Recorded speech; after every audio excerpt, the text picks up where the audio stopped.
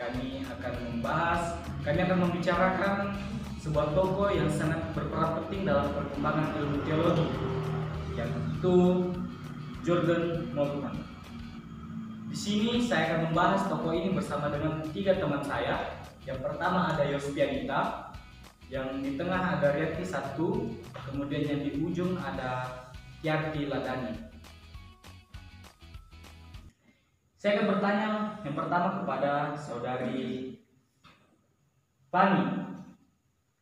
Menurut yang saudari ketahui, apa latar belakang dari kehidupan tokoh ini, yaitu Jurgen Moltmann?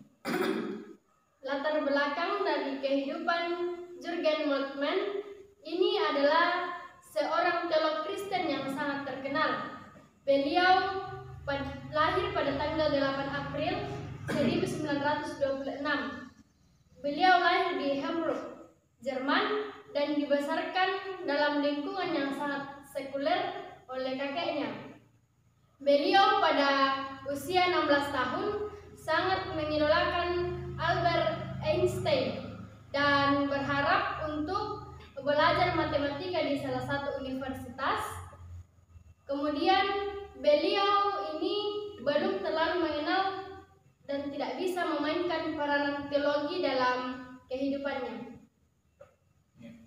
Jadi menurut saudari, Jurgen Moltmann ini adalah tokoh yang sangat penting, yang sangat terkenal. Lalu, apa yang menyebabkan sehingga ia menjadi terkenal? Apakah pokok-pokok pemikiran dari Jurgen Moltmann ini sehingga ia menjadi tokoh yang sangat penting dan terkenal? Karena adanya beberapa statement, salah satunya ialah teologi pengharapan, di mana teologi pengharapan berbicara tentang Allah yang ada di depan kita dan yang akan menjadikannya semuanya baru. Sekarang dia dikenal sebagai karya ilmiah. Kemudian teologi pengharapan pertama-tama berbicara tentang dimensi kegumunan atau eksistensi manusia dan dunia, dan suatu usaha untuk meninjau kembali seluruh teologi dan segi pengharapan atau masa depan teologi yang hakiki dan pengharapan kepada Allah. Oke, terima kasih saudara untuk jawabannya. Kemudian yang ingin saya tanyakan kepada saudari Yarti, mengapa Jurgen Moltmann ini bisa mengeluarkan pokok-pokok pemikiran itu? Apa yang melatar belakangi dari hal itu? Masalah apa yang melatar belakangi sehingga muncullah statement-statement pokok-pokok pemikiran dari Jurgen Moltmann itu mengenai teologi pengharapan tadi?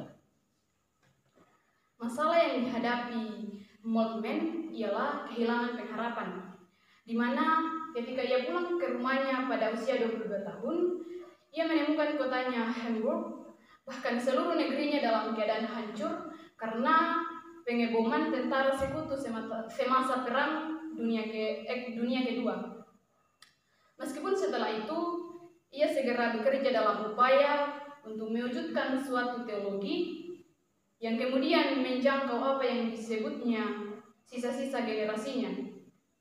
Akan tetapi ia berharap bahwa contoh dari gereja yang mengaku selama perang akan diulangi dalam struktur gerejawi yang baru.